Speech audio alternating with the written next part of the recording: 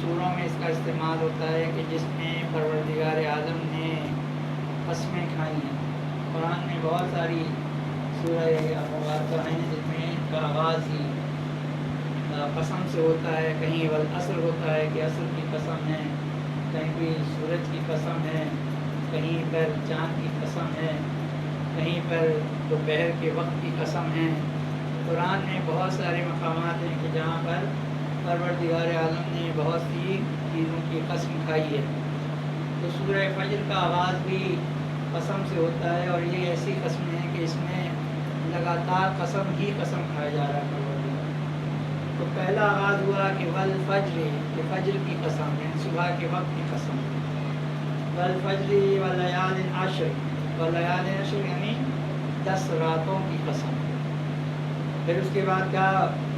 والفجر ولیال عشر والشفع والوتر، اور جفت کی قسم اور طاق کی قسم۔ یعنی سورہ مبارکہ فجر کا جو آغاز ہو رہا ہے وہ قسموں ہی سے ہو رہا ہے۔ سوال یہ پیدا ہوتا ہے کہ پروردگار عالم کو کیا ضرورت پیش آئی کہ وہ قسم کھاتا ہے؟ اگر ہم دیکھتے ہیں ہم بھی قسم کھاتے ہیں، لیکن ہم قسم اس بنا پر کھاتے ہیں کہ ہم اگر کوئی بات آپ کے سامنے پیش کریں یا آپ کسی کے سامنے کوئی بات کریں، اگر وہ قسم نہ کھائے، وہ آپ کی بات کو یقین نہ کرے، تو پھر آپ کہتے ہیں کہ قسم ایسے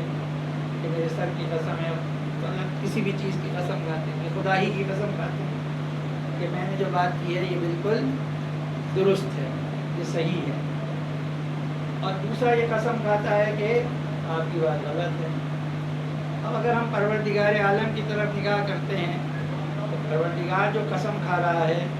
تو سوال یہ پیدا ہوتا ہے کہ اس پوری کائنات کا پیدا کرنے والا پروردگار عالم ہے، اس میں تو کسی کو شک نہیں، کم از کم مسلمان کو تو شک نہیں۔ تو وہ جو قسم کھاتا ہے، تو میں نے ابھی ذکر کیا کہ ہم اپنی بات کو منوانے کے لیے قسم کھاتے ہیں، تو سوال پیدا ہوتا ہے کہ پروردگار کو کیا ضرورت پڑی ہے کہ کسی سے اپنی بات کو منوائے؟ وہ تو ساری کائنات کا مالک ہے، ہر چیز کا مالک ہے، اسے قسم کھانے کی ضرورت ہی کیا ہے؟ پھر دوسرے یہ کہ اس کی بات اگر ذات بابرکت وہ ہے کہ جو بھی بات کرتا ہے وہ سننے والا اس کی بات کو تسلیم کرتا ہے، مسلمان تو کبھی اس کی بات کو انکار کرتے ہی نہیں۔ تو پھر پروردگار عالم ایک صورت بچتی ہے کہ خدا قسم کیوں کھا رہا ہے جبکہ اس کائنات کا مالک ہے، وہ جھوٹ بھی نہیں بولتا ہے اور اس کی بات پہ سب یقین بھی کرتے ہیں۔ تو ایک صورت یہ راستہ نکلتا ہے کہ خدا جو قسم کھاتا ہے، جس چیز کی بھی قسم کھاتا ہے، کہ خدا کو قسم کھانے کی ضرورت نہیں ہے لیکن پھر بھی قرآن میں کھا رہا ہے، تو اس کا سبب شاید یہ ہو کہ خدا جس چیز کی بھی قسم کھاتا ہے تو وہ حقیقت میں پروردگار عالم اس چیز کی اہمیت کو اپنے بندوں کے سامنے پیش کرنا چاہتا ہے کہ میں جس چیز کی قسم کھا رہا ہوں، مثلاً جیسے آپ نماز عید میں پڑھتے ہیں، نماز عید کی دوسری رکعت میں سورہ شمس پڑھتے ہیں، وہاں پہ قسم ہے والشمس والضحیٰ، سورج کی قسم ہے، والقمر اذا طلعہ، چاند کی قسم ہے۔ تو اس کا مطلب یہ ہے کہ یہاں پر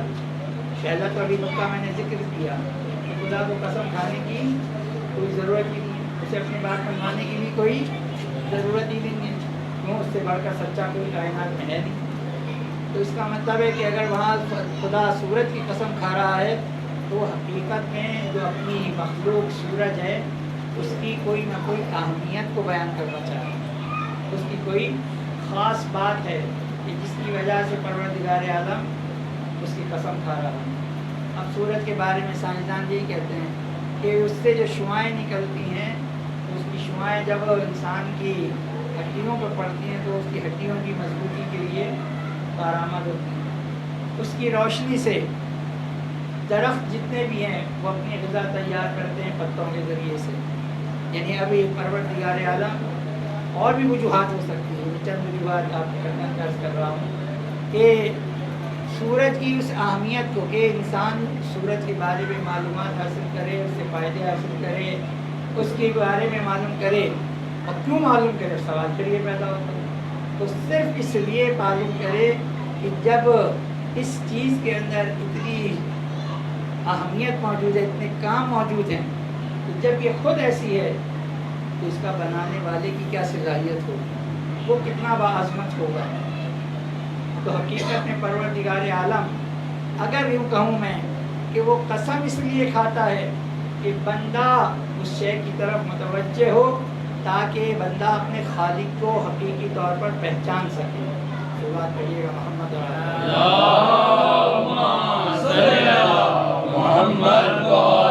محمد۔ اب یہاں پر آ جائے سورہ فجر میں، اب صبح کے وقت کی قسم کھا رہا ہے، والفجر، صبح کے وقت کی قسم۔ اب یہاں صبح کے وقت میں کون سی خاص بات ہے؟ پھر رات، ولیال عشر، اور ایک رات کی قسم نہیں بلکہ 10 راتوں کی قسم۔ اور پھر والفجر والشفع والوتر، اور وہ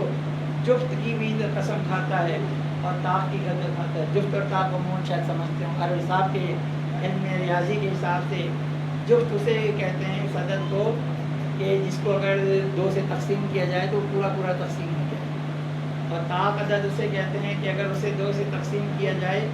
تو وہ تقسیم تو ہو جائے لیکن پورا پورا تقسیم نہیں ہو۔ مثال یوں سمجھ لیجیے کہ اگر آپ عدد 3 کو 2 سے تقسیم کریں گے تو عدد 3 جو ہے وہ 2 سے پورا پورا تقسیم نہیں ہوگا۔ آپ اس کا جب جواب دکھا دیں گے تو جواب آئے گا 1.5، یعنی کیا، یہ پورا تقسیم نہیں ہو۔ لیکن اگر آپ عدد 4 کو 2 سے تقسیم کریں گے یا خود 2 کو 2 سے تقسیم کریں گے تو پورے کا پورا وہ تقسیم ہو جائے گا، یعنی 2 سے کریں گے تو 1 جواب آئے گا، 4 سے کریں گے تو 2 آئے گا، عشاریہ میں جواب نہیں آئے گا۔ تو پروردگار عالم جفت کی بھی قسم کھا رہا ہے، طاق کی بھی قسم کھا رہا ہے، اور 10 راتوں کی بھی قسم کھا رہا ہے، صبح کی بھی قسم کھا رہا ہے۔ اب یہاں پہ کئی باتیں رجوع وقوع پذیر ہوتی ہیں کہ اب جب ہم علم فقہ کی طرف رجوع کرتے ہیں تو صبح کے وقت کے جتنے بھی فائدے ہیں اس کا حدیث ملتی ہیں کہ اگر کوئی شخص طلوع فجر کے بعد نماز صبح کو پڑھتا ہے اور طلوع شمس تک یعنی سورج کے طلوع ہونے تک مصلی پر بیٹھا ہوتا ہے، تعقیبات پڑھتا رہتا ہے، تو اس کے لیے بہتر امام رضا علیہ السلام فرماتے ہیں،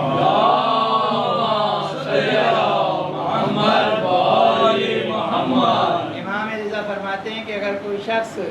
نماز پڑھنے کے بعد، صبح کی نماز کے بعد، حالانکہ 2 ہی تو رکعت ہے،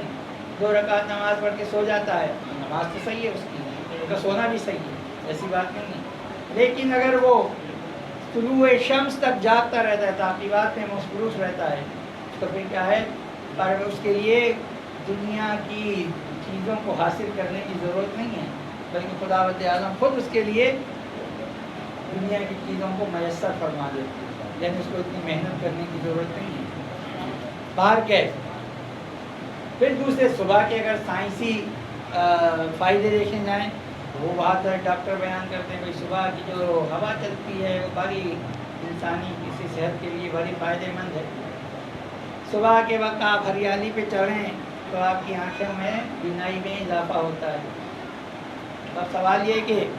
فجر کے وقت یعنی صبح کے وقت کی اتنی فضیلتیں تو ہیں، اور پھر فجر کا وقت بھی کب ہوتا ہے، جب صبح کی اذان ہوتی ہے، اور صبح کی اذان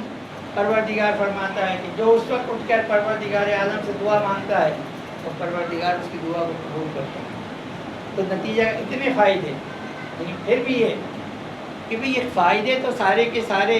انسان صبح کے وقت کو معلوم کر سکتا ہے، تو پروردگار عالم اس فجر کی قسم کیوں کھا رہا ہے،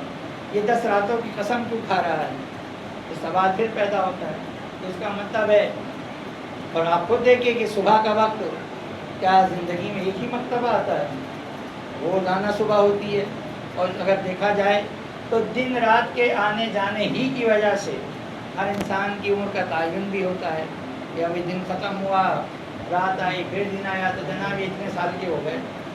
پھر اسی طریقے سے دن گیا، بھئی یہ اتنے سال کے ہو گئے، یعنی عمروں کا تعین بھی دن اور رات سے ہوتا ہے، اور یہ دن اور رات کیا ہیں، روزانہ آتے ہیں۔ تو وہ فجر کے حوالے سے اگر دیکھا جائے تو اس میں دنیاوی جو فائدے ہیں وہ تو یقیناً ہیں، لیکن آخر اور کیا سبب ہو سکتا ہے، ان اسباب سے کوئی انکار نہیں ہے، لیکن ہو سکتا ہے کوئی اور وجہ ہو اس فجر کی، ان 10 راتوں کی کوئی اور وجہ ہو۔ تو اگر ہم تاریخ کی طرف اگر دیکھتے ہیں تو 10 راتوں میں 2 راتیں ایسی آئی ہیں کہ جس میں پروردگار عالم کا مخصوص بندہ جو ہے وہ پروردگار کے لیے اس میں یا تو اپنی جگہ کو چھوڑا ہے۔ ایک حضرت موسیٰ علیہ السلام کے لیے تاریخ میں ملتا ہے کہ انہوں نے جب ان کی قوم نے ان سے کہا کہ آپ خداوند اعظم کے پاس سے ہماری ملاقات کروا دیجیے، تو جواب یہ ملا کہ ملاقات تو ہو نہیں سکتی۔ کہا کہ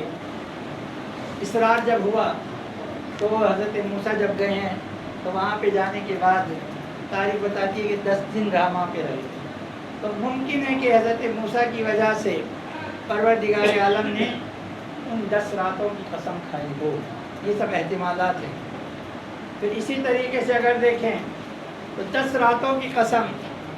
یہ جو ایام اعزاز چل رہے ہیں اس میں بھی خدا کا نمائندہ اس نے بھی اپنے وطن کو چھوڑا ہے، یعنی یکم محرم تو محرم کے مہینے میں، بلکہ میں نے 28 اجر سے چھوڑا ہے، لیکن جو 10 راتیں ہیں وہ بڑی مصیبت کی راتیں ہیں، یکم محرم سے لے کے آج کی رات ہے۔ تو ممکن ہے کہ پروردگار عالم نے ان 10 راتوں کی قسم کھائی ہو، ان میں سے آج کی رات بھی پہلی، آج کی رات جو ہے وہ آخری رات ہے، یکم محرم کی رات سے لے کر عربی میں حساب الٹا ہوتا ہے، رات پہلے آتی ہے دن بعد میں آتا ہے، اور دنیا بھر میں سارا حساب کیا ہے کہ دن پہلے آتا ہے رات بعد میں آتی ہے، تو اس لیے ہم اس کو شب عاشور کہتے ہیں، یعنی اب یہ رات جب ختم ہوگی تو پھر یوم عاشور شروع ہوگا۔ تو اب شب کا مطلب ہوتا ہے رات، تو شب اول کون سی ہوتی ہے؟ وہ چاند رات جسے ہم کہتے ہیں، وہ ہر مہینے کی اسلامی اعتبار سے پہلی رات ہوتی ہے۔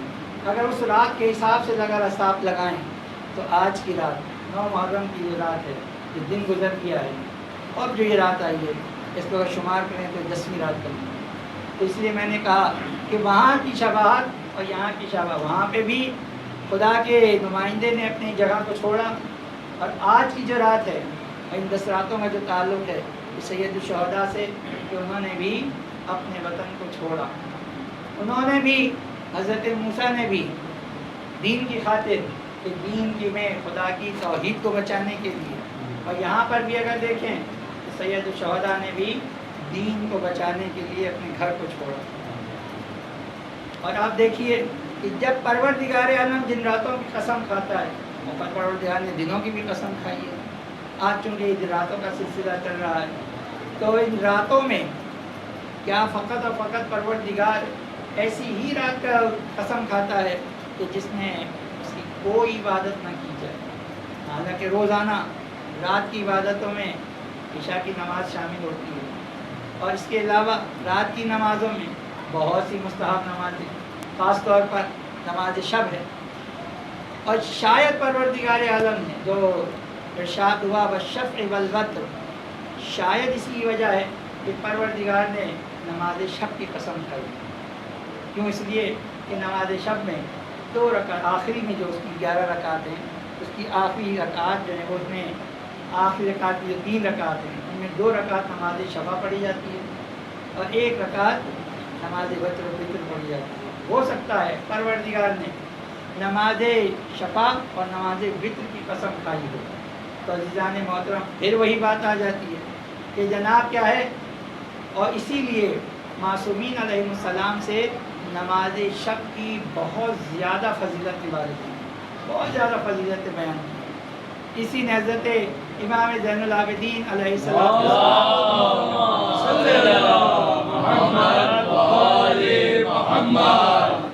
سوال کیا کہ نماز شب پڑھنے کا فائدہ کیا ہے؟ امام علیہ السلام نے فرمایا کہ جب بندہ خدا نماز شب پڑھتا ہے،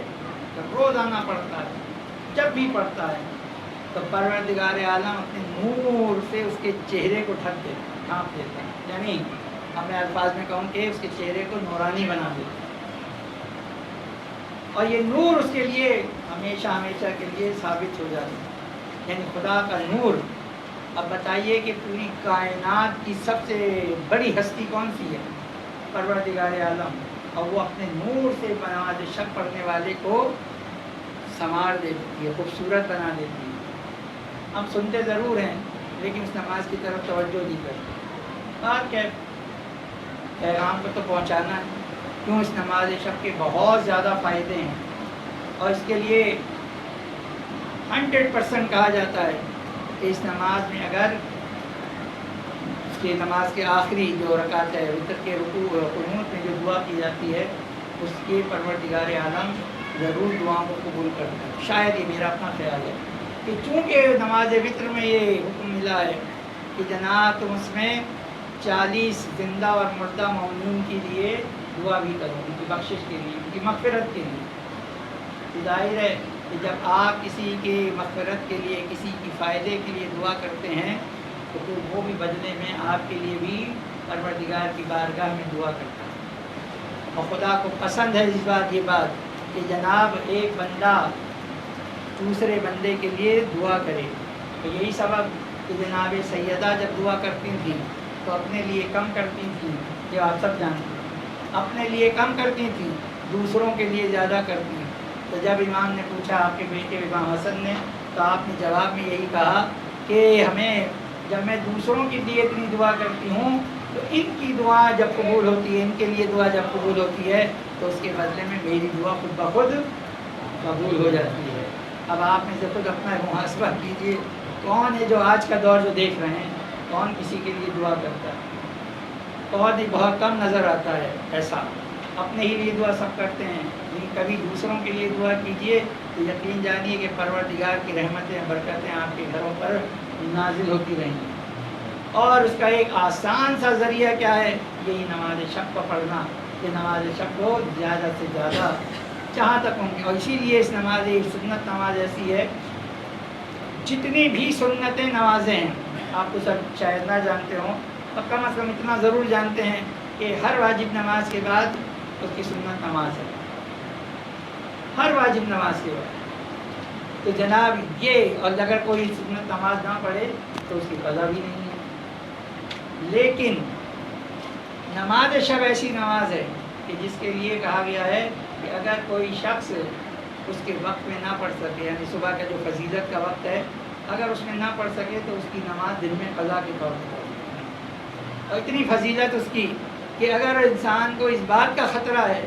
کہ میں صبح کے وقت فضیلت کے وقت نہیں اٹھ سکوں گا لیکن نماز شب کا فضل حاصل کرنا ہے، تو نماز شب کے وقت سے پہلے ہی اپنی نماز کو پڑھے، یعنی اصل وقت اس کا آدھی رات سے شروع ہوتا ہے، وہ آدھی رات سے پہلے نماز کو پڑھے، صرف اس لیے کہ خدا کی مغفرت، خدا کی برکتیں، خدا کی رحمتوں کو حاصل کریں۔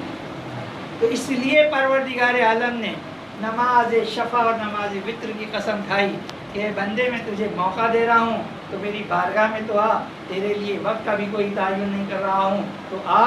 اپنے لیے دعا مانگ، دوسروں کے لیے مانگ، میں تیری بھی دعا قبول کروں گا، اور تیرے دوسروں کے جو دوست یار ہیں، رشتے دار ہیں، ان کی بھی دعا قبول کروں گا۔ صلوات پڑھیے گا بہت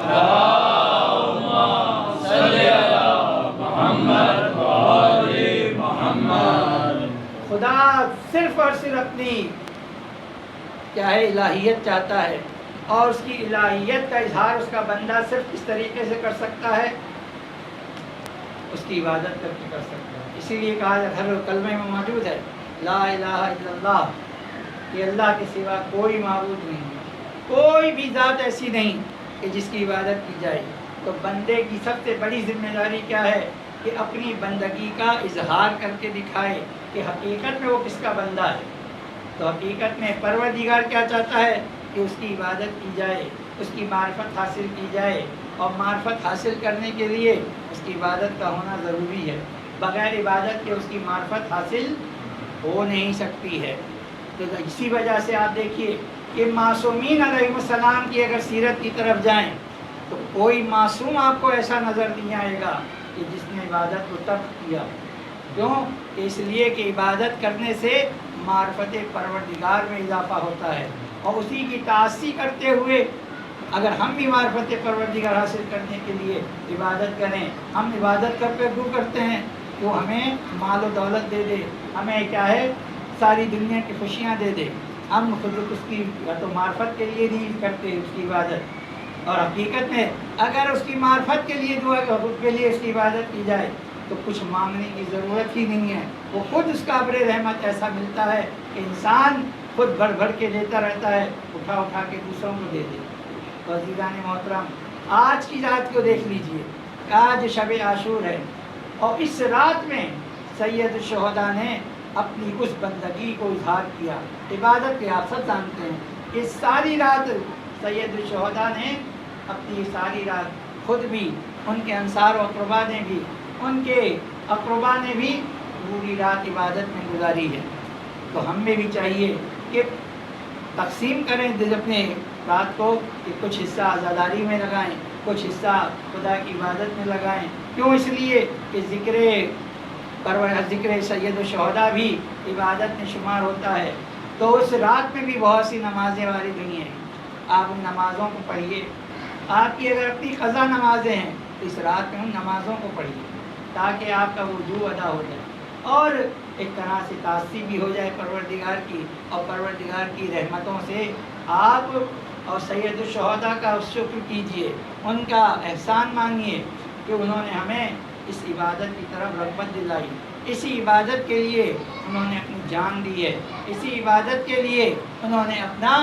وطن چھوڑا ہے، اسی عبادت کے لیے اتنی مصیبتوں کو برداشت کیا۔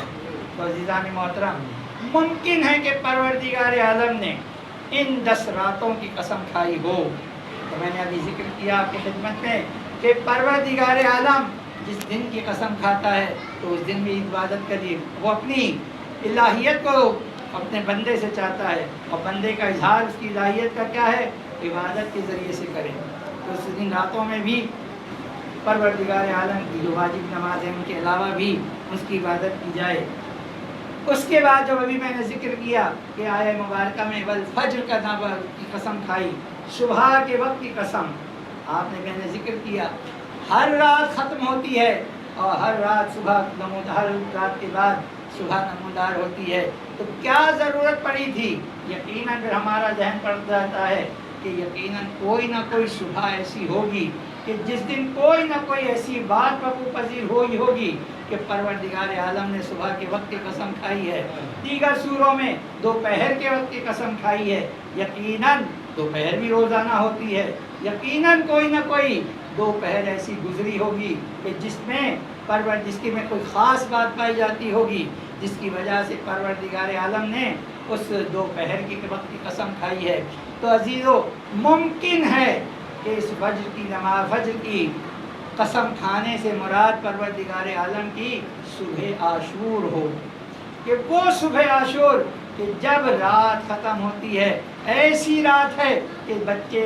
العطش کر رہے ہیں، حسین عبادت کر رہے ہیں۔ لکھا ہے یہ کہ رات کے پہر میں سید الشہداء نے اپنے ساتھیوں، اپنے اصحاب سے جب کہا کہ رات کے وقت خیموں کی ترتیب کو ذرا قریب کر دیا جائے تاکہ دشمن کو حملہ کرنے میں تھوڑی سی مشکل پیش آئے، امام نے خیام حسینی کو قریب کروایا، اطراف میں خندق کھدوائی اور اس میں لکڑیوں کو ڈالا۔ کسی نے پوچھا کہ فرزند رسول ایسا کیوں؟ کہا کہ اس لیے کہ ممکن ہے کہ دشمن یزید، لشکر یزید ہمارے مخدرات کے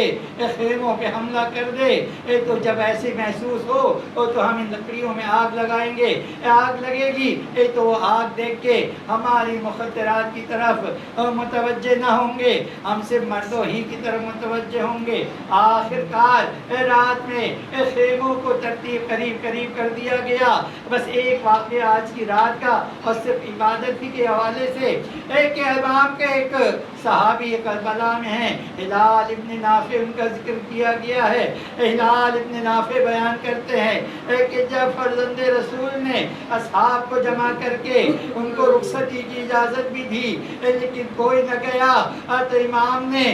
سب اصحاب کو اپنی جنت کے مراتب بھی دکھائے۔ ان مراتب کو دکھانے کے بعد ہر صحابی، ہر شخص یہی چاہتا تھا کہ یکایک صبح نمودار ہو اور ہم شہادت کی منزل پر فائز ہوں. بس امام نے خیمے لگوائے. ایک میں نے دیکھا کہ امام اپنے خیمے میں تشریف فرما ہے. میں اپنے خیمے میں ایک تلوار کو صاف کر رہا تھا, اس کی دھار کو تیز کر رہا تھا, اور میں کہہ رہا تھا کتنی بھیانک رات ہے, کتنی خوفناک رات ہے. کیوں؟ اس لیے کہ سید الشہداء کے ایک تقیان کے اب محاصرہ کیا گیا ہے. تاریخیں بتاتی ہیں اتنا لشکر تھا امام سے مقابلہ کرنے کے لیے کہ میدان میں دل پہ رکھنے کی جگہ نہ تھی. اتنا لشکر امام سے مقابلہ کرنے کے لیے آیا. لال ابن نافع کہتا ہے کہ اتنی بھیانک رات, آخر کار پھر مجھے خیال ہوا کہ کہیں ایسا نہ ہو کہ فرزند رسول پر کوئی حملہ نہ کر دے. میں اٹھا اور اٹھنے کے بعد تلوار بھی لی, اور تلوار لے کے میں سید الشہداء کے خیمے کے دروازے پہ جا کے کھڑا ہو گیا. میں نے عجیب منظر دیکھا کہ میرے آقا و مولا مصلی بچھائے ہوئے ہیں, قرآن کی تلاوت کر رہے ہیں, لیکن عالم یہ ہے کہ بڑے بے چین ہیں. کبھی دائیں کروٹ پہ سہارا لیتے ہیں, کبھی بائیں کروٹ پہ سہارا لیتے ہیں, اور خدا کی بارگاہ میں قرآن کی تلاوت ہو رہی ہے. میں در خیمہ پر کھڑا امام کو دیکھتا رہا. کچھ دیر کے بعد میں نے دیکھا امام نے تلاوت قرآن ختم کی, اپنے خیمے سے آئے. میں ذرا آڑ میں ہو گیا, امام خیمے سے باہر نکلے. میں نے دیکھا کہ فرزند رسول لشکر ابن زیاد کی طرف جا رہے ہیں. مجھے اور خطرہ محسوس ہوا کہ کہیں ایسا نہ ہو کہ سید الشہداء پر لشکر یزید میں سے کوئی حملہ نہ کر دے. میں امام کے اسی خیال سے امام کے پیچھے پیچھے چلتا رہا. ایک میں نے دیکھا کہ ایک ایسا وقت آیا کہ امام ایک پہاڑ تھی, ایک ٹیلے کے اوپر گئے, اور ٹیلے پہ جانے کے بعد ایک طرف نگاہ کرتے ہوئے دیکھتے رہے, اور دیکھنے کے بعد جیسے ہی امام نے اپنے سر کو پھیرا تو ان کی نگاہ میرے اوپر پڑی. فوراً کہا اے ہلال, تم ہلال ہی ہو؟ کہا ہاں فرزند رسول میں ہی ہوں. کہا کہ آخر کیا سبب کہ تم ہمارے ساتھ ساتھ ہو؟ کہا فرزند رسول آخر بات یہ تھی کہ میں نے سوچا کہ کہیں ایسا نہ ہو لشکر یزید سے کوئی آپ کے خیمے پر حملہ نہ کر دے. لیکن میں نے دیکھا کہ آپ قرآن کی تلاوت کر رہے تھے, اس کے بعد آپ خیمے سے نکلے.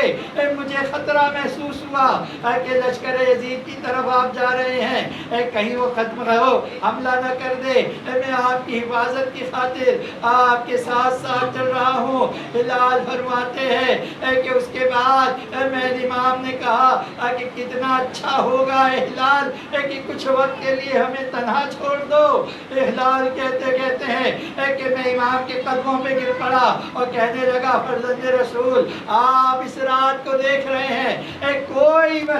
بھروسہ نہیں کہ حملہ کر دیا جائے. امام نے کہا بس کچھ وقت کے لیے ہمیں تنہا چھوڑ دو. امام ہلال ایک اتحاد کی طرف ہو گئے. ہلال کہتے ہیں میں نے دیکھا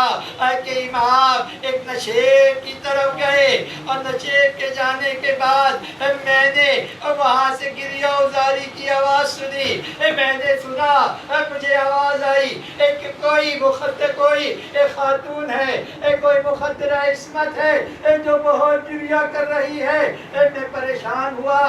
لیکن آخر کار میں یہ سمجھا کہ کہیں امام پہ حملہ نہ ہوا ہو. آخر میں جیسے ہی بڑا فرزند رسول اس نشیب سے آئے, جیسے ہی میں نے امام کو دیکھا خدا کا شکر ادا کیا. بس میں نے امام سے پوچھا اے فرزند رسول آپ نشیب میں گئے, نشیب میں اب میں نے جب دیکھا تو کوئی بھی نظر نہ آیا, لیکن جب آپ گئے تھے تو وہاں پر کسی کے گریہ ازاری کی آواز آ رہی تھی, کسی خاتون کے رونے کی آواز آ رہی تھی. آخر وہ کون تھی؟ ایک کہا فرزند نے کہا اے ہلال، ارے یہ وہ جگہ ہے کہ جہاں مجھے قتل کیا جائے گا، جہاں مجھے شہید کیا جائے گا، اور میری ماں جب سے میں نے مدینہ چھوڑا ہے ہمارے ساتھ ساتھ یہاں تک آئی ہے، میری ماں میری اس قتل گاہ کو اپنے بالوں سے روز صاف کرتی ہے، گریا کرتی ہے، اور انہی کے گریا کی وجہ سے ان سے ملاقات کے لیے گیا۔ ہلال کہتے ہیں میں نے امام کو پھر دیکھا کہ امام خیام حسینی کی طرف چلے، امام کے پیچھے پیچھے جب پھر میں چلا میں نے دیکھا امام خیام حسینی کی طرف جا رہے ہیں، میں نے دیکھا، میں نے سوچا میں دیکھوں کہ امام سب سے پہلے کس خیمے میں جاتے ہیں۔ دیکھتے ہیں کہ سید الشہداء اپنی بہن زینب کے خیمے میں پہنچتے ہیں، اپنی بہن زینب کے خیمے میں۔ ہلال کہتا ہے میں بھی شہزادی کے خیمے کے قریب کان لگا کے کھڑا ہوا، بس میں نے خیمے سے گریہ ازاری کی آواز سنی، کسی کوئی مرد اور عورت رو رہے تھے، گمان کیا کہ رونے والوں میں سید الشہداء و سردار ہوں گے، بی بی زینب ہوں گی، لیکن آخر رونے کا سبب کیا ہے؟ آخر جب سید الشہداء باہر نکلے تو امام سے پوچھا، امام جب گریہ ازاری کر رہے تھے تو صرف اللہ ہلال کہتا ہے کہ میں نے بس اتنی سی بات سنی کہ میری شہزادی زینب اپنے بھائی سے کہہ رہی تھی اے بھیا، ارے میں اسی لیے جی رہی تھی کہ آپ زندہ ہیں، لیکن آج آپ بھی مجھ سے جدا ہونے جا رہے ہو، اور بس اب اتنا بتا دیجئے کہ آپ نے اپنے انصار کو، اپنے اصحاب کو آزما لیا کہ کہیں ایسا نہ ہو اور کہ اس قدر خمسان کی جنگ ہو اور کہ سب چھوڑ کے آپ کے چلے جائیں۔ امام نے فرمایا کہ نہیں میں نے آزما لیا ہے،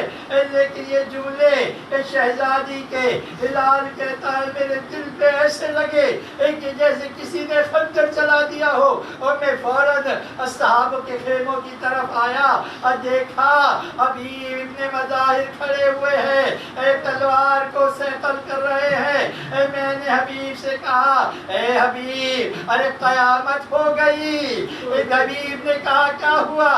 کہا کہ ہماری ہم اصحاب کی وفاداریوں پر شہزادی زینب کو یقین نہیں۔ میں ابھی ان کلمات کو سن کے آ رہا ہوں۔ ایک مرتبہ حبیب نے کہا یہ کیسے ہو سکتا ہے؟ ارے ہم دوبارہ اپنی وفاداری کو شہزادی کی خدمت میں پیش کریں گے۔ حبیب نے ان تمام اصحاب کو بلایا اور کہا کہ ہم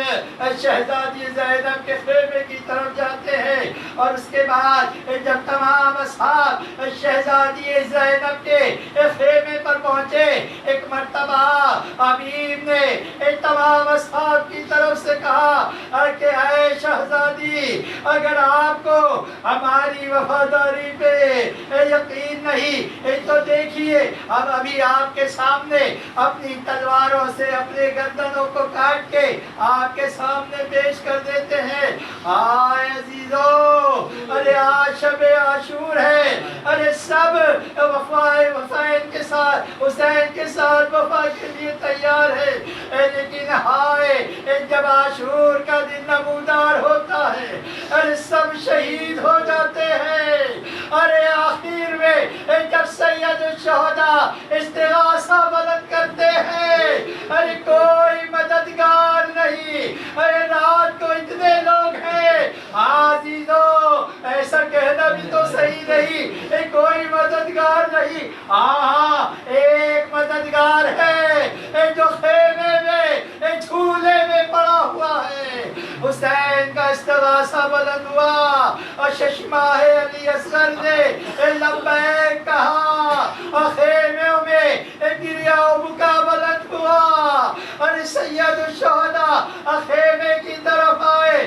کہا ابھی فرزند علی زندہ ہے۔ ارے کیوں گریہ ہوتا ہے؟ ارے جب معلوم ہوا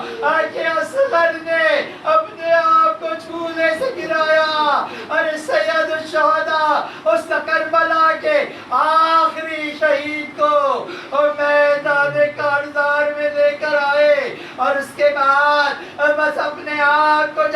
بارش کیا اور کشتوں پہ کشتے لگا دیے، اور جب ہاتف غیبی سے آواز آئی یا ایتھا النفس المطمئنہ ارجعی الی ربک راضیۃ مرضیہ، بس یہ آواز آنا تھی۔ امام نے تلوار کو نیام میں رکھا، اور نیام میں رکھنا ہی تھا، اور تلواروں کی بارش ہوئی، نیزوں کی بارش ہوئی، اتنے نیزے کہ جب سید الشہداء اپنی سواری پر سنبھل نہ سکے، زمین زین سے زمین پر آئے، مورخ لکھتا ہے جب سید الشہداء زمین پر گرے، ارے زمین پر نہ تھے، ارے آقا کے اتنے تیر تھے کہ آپ کا جسد ازداد پر، آپ کا جسد خاکی ان تیروں کے اوپر۔ اللہ لعنت اللہ